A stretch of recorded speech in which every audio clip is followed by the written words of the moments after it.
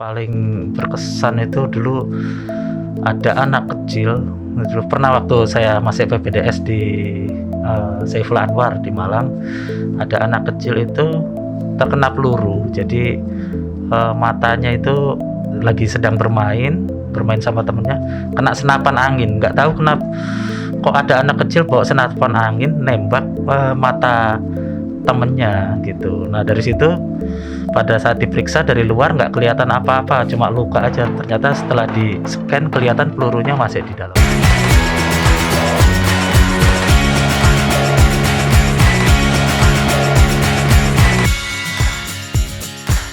Hai semuanya, unboxing hari ini sedikit agak berbeda. Jadi kita berada di studio Randar Tulungagung dan sudah ada tamu istimewa yang bikin saya deg-degan. Tapi saya jadi paling pede karena jadi saya paling cantik. Oke, siapa? Saya akan juga sampaikan beliau adalah seorang dokter spesialis mata di Klinik EDC Tulungagung. Tapi asalnya sebenarnya bukan dari Jawa Timur sebenarnya, tapi nanti kita akan ngobrol. Siapakah beliau? Saya akan kenalkan. Beliau merupakan Dr. Nyoman Indrabayu SPM. Selamat sore, Dok. Selamat sore, Mbak Bila. Bagaimana kabarnya hari ini, Dok? Alhamdulillah sehat. Sehat ya, Dok ya? Sehat, alhamdulillah. Dok, ini kan memang sebagai dokter spesialis mata ya, Dok ya? Ya. Tapi mungkin juga teman-teman ini penasaran, Dok, kesibukan akhir-akhir ini selain menjadi dokter, selain di klinik kesehatan EDC, ada aktivitas lain mungkin, Dok, yang digemari saat ini? Ya kalau sebagai dokter, selain sebagai dokter ya aktivitas lain mungkin ya olahraga. Olahraga. Siap. Seperti sepeda, futsal, seperti itu. Oke. Biasanya di akhir pekan. Siap. Nah ini kalau sedikit boleh flashback mundur gitu ya, Dok ya. Memang sejak kecil sudah bercita-cita untuk menjadi dokter atau ada sempat tersesat cita-cita atau terjebak gitu jadi dokter atau gimana tuh? Ya jadi dulu kalau cita-cita masih kecil itu kan biasanya kita berubah-berubah ya. Iya. Kadang mau jadi artis, kadang mau jadi pemain sepak bola juga. Nah, cita-cita sebagai dokter ini muncul waktu saya usia SMP. SMP di mana kakak saya dulu sudah masuk duluan di jurusan Fakultas Kedokteran di Brawijaya Malang. Lalu orang tua juga mendukung, kamu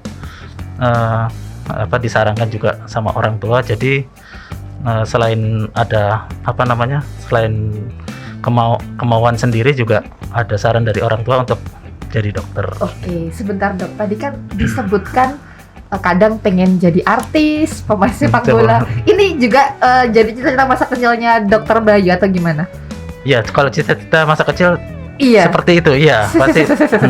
Kan berarti kalau misal ada keinginan untuk menjadi artis gitu kan berarti gimana, Dok? Itu waktu itu waktu kecil ada pengalaman melihat artis siapa akhirnya pengen atau gimana? Kalau artis paling ya kalau kita masih kecil kan ngelihat TV, ngelihat artis kayak keren, kayak pemain bola idola kan keren-keren gitu.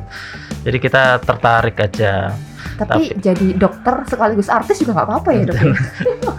Kan mungkin diidam-idamkan dan diidolakan pasien-pasien di sana. Oke. Nah, Dok, ketika kemudian SMP, kemudian ingin menjadi dokter gitu ya. Kan kata orang jadi dokter itu kan susah ya, Dok ya. Bahkan ada yang sampai depresi, stres gitu kan. Kalau dari Dokter Bayu sendiri, pengalaman ketika kuliah gimana, Dok, waktu itu, Dok? Ya, jadi memang ketika awal kuliah itu masuk ke kedokteran itu kan beda ya. Jadi kita jurusannya IPA. Terus kita kebetulan saya sebenarnya lebih senang tuh di kayak hitungan, matematik, kimia. Tapi SPMB untuk masuk Fakultas Kedokteran kan tetap ada seperti itu. Nah, ketika kita masuk di kedokteran berubah semua. Yang dipelajari itu cuma hafalan aja. Jadi hitung-hitungan, matematik sudah nggak ada lagi. Nah di situ kita perlu emang agak kesulitan di awal karena harus, kebetulan saya juga bukan orang yang hafalnya cepat. Jadi ketika belajar tuh harus diulang terus. Nah untuk mengimbangi itu saya harus mengulang, baca diulang agar hafal gitu. Jadi butuh adaptasi. Berarti dulu waktu SMP SMA seneng banget kayak yang berbau eksakta, hitung-hitungan, Itu matematika, fisika, iya lebih senang. kimia gitu. Kimia. Seneng ya dok ya? Seneng Ya gitu. kalau saya mah seneng hitung duit doang dok. Kalau hitung-hitung Kalau gitu udah gitu kayak ampun aja lah. Kita sukanya hitung duit aja, apalagi ngabisin duitnya, Ngabisin seneng duit. banget itu. Oke, Gitu yang nah bikin. dok, tapi kan ini kemudian masa adaptasi kan perlu waktu ya dok artinya. Nah ini kira-kira nih dok, mungkin semoga masih ingat ya, masa adaptasinya itu perlu sampai 2 semester kah? Atau hanya waktu 3 bulan masuk sebagai maba kah? Atau gimana dok waktu itu? Biasanya kalau untuk adaptasi agak lama biasanya. Sekitar 1 semester. Nah, biasanya orang-orang yang teman-teman saya kebetulan banyak kan juga yang di kedokteran yang awalnya juga kelebihannya di matematik, eksak itu setelah semester 1 keluar IPK kaget pasti mereka semua yang dulu. Karena emang dulunya kan mereka mungkin juara kelas waktu di sekolahnya, tapi ketika masuk kedokteran, wah IPK-nya kurang bagus. Terus baru mereka dari sana pada belajar, termotivasi. Nah, dari kuliah yang saya yakin kuliahnya tidak pendek kalau dokter itu kayaknya ya. Apa dok yang paling berkesan? Kalau yang paling berkesan pertama kali kuliah. Jadi pada saat kita kuliah itu kita harus belajar ada namanya kadaver. Kadaver itu ya belajar anatomi dari mayat. Itu kita mayat itu tidak, kadaver itu nggak sesuai bayangan kita. Kadang kita bayangin kan di TV-TV itu kan di TV-TV bentuknya utuh gitu ya. Oh, tapi ternyata itu setelah ini kan mayat-mayat itu udah diformalin, jadi kulitnya itu udah lebih mengkeriput, jadi nggak sesuai bayangan kita gitu. Oke, siap. Ada yang mau jadi dokter juga? Kalau saya dokter cinta aja, kayaknya udah gak sanggup kalau disuruh lihat yang seperti itu gitu kan. Tapi sepanjang perjalanan pernah kayak ngerasa kemudian kayaknya aku salah jurusan ya, kayaknya aku nggak cocok deh jadi dokter. Kayaknya sudah mulai goyah imannya waktu itu. Pernah kah dok? Kalau goyah mungkin capek pernah. Pada saat itu misalkan kita kadang males kan, harus setiap hari ada pretest sekolah kuliah, sebelum pelajaran ada pretest. Itu kadang-kadang kita males. Ya udah 1 semester kadang kita males gitu, hasilnya juga IPK-nya juga kurang bagus. Biasanya nanti setelah itu orang tua motivasi, kakak motivasi, kamu kalau sudah masuk kedokteran ya harus sungguh-sungguh belajarnya. Jadi itu ingat orang tua nasihat, jadi kita motivasi lagi. Gitu. Ada tips healing ala dokter Bayu nggak waktu itu? Jadi kayak yang awalnya capek akhirnya kembali semangat, selain juga tadi motivasi dari keluarga. Kalau healing kebetulan saya sukanya nge-game ya, jadi ada gamers mau nantang duel dokter Bayu. Sebenarnya ya nge-game aja, biasanya kalau udah pusing kita nge-game aja. Dan saya kebetulan juga bukan orang yang suka begadang belajar, jadi ya kalau udah capek ya tetap healingnya ya istirahat, tidur.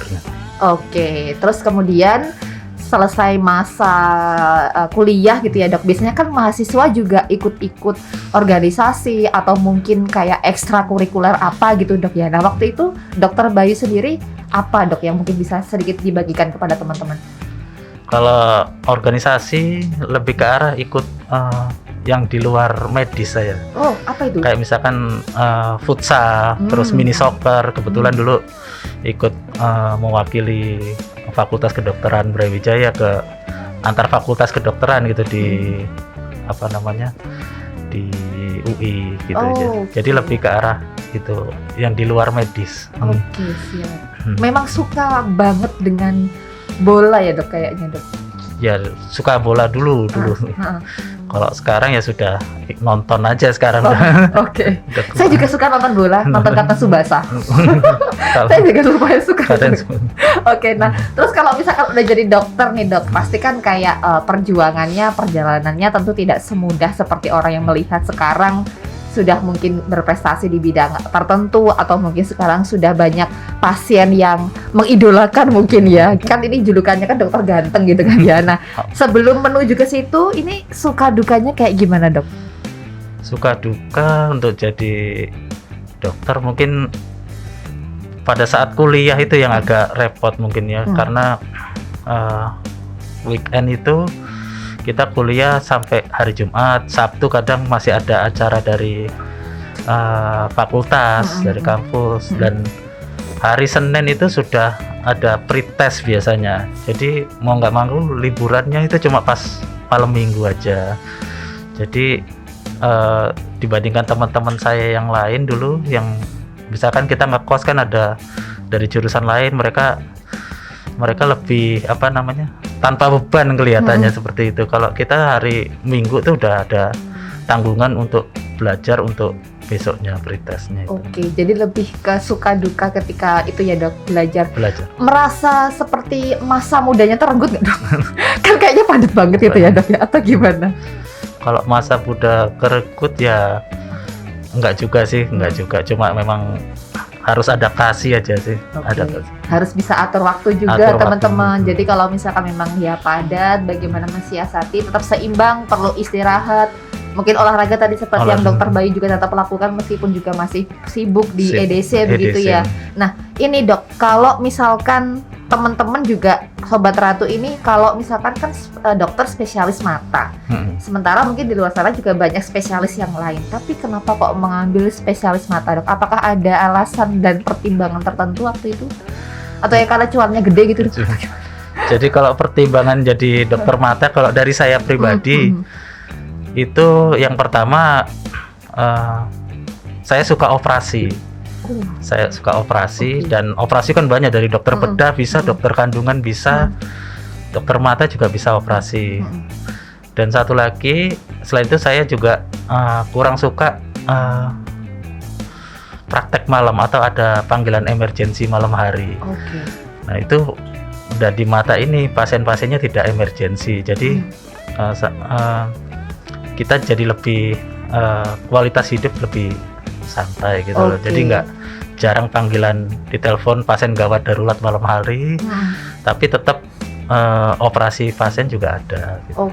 Jadi ada beberapa aspek yang dipertimbangkan begitu ya dok ya. Nah kan ini dok, kan sebagai dokter ganteng gitu ya, jadi kata saya dibisikin sama tim kreatif ini loh dok, mbak ini dokter ganteng loh mbak, awas gak sampai kok naksir gitu, ada yang ngomong kayak gitu.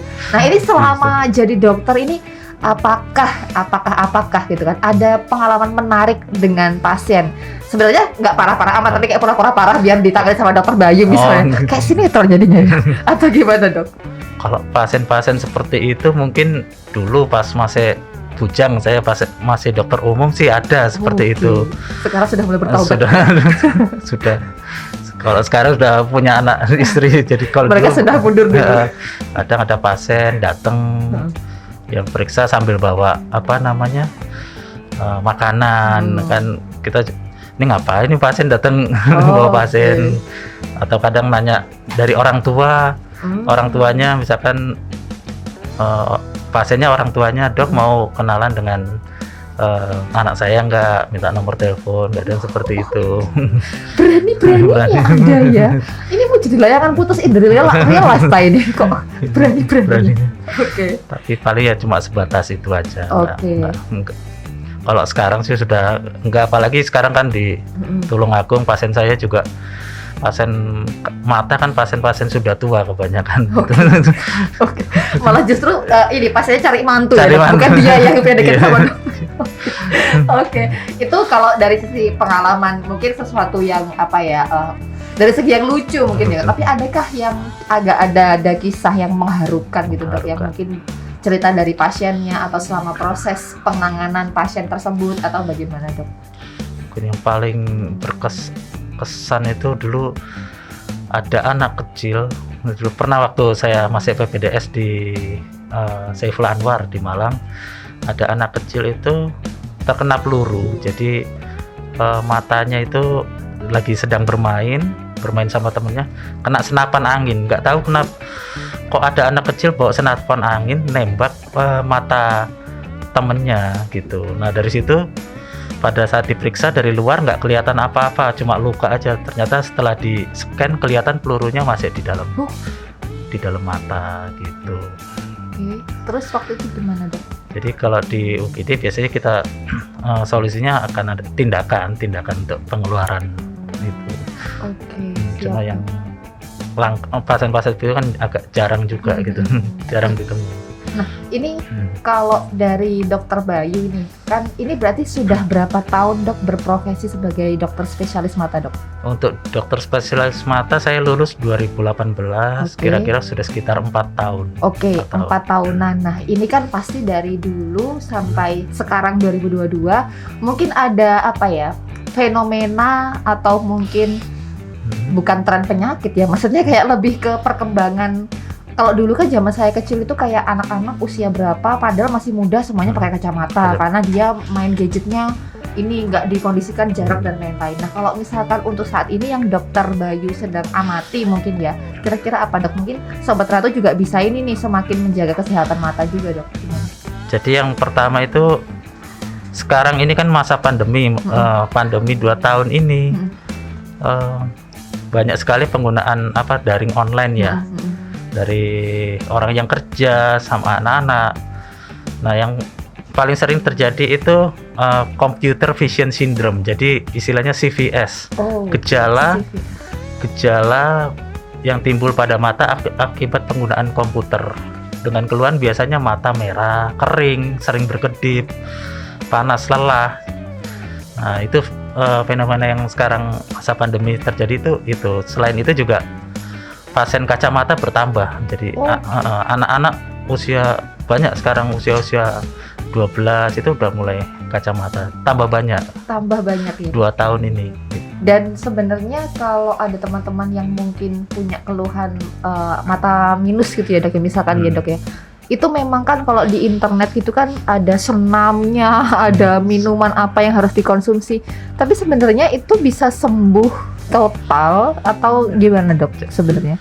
Jadi kalau minus itu kan pengaruhnya dari bentuk bola matanya itu sendiri yang biasanya pengaruh dari keturunan. Misalkan orang tua ada minus, apalagi minus tinggi, anak biasanya cenderung tinggi.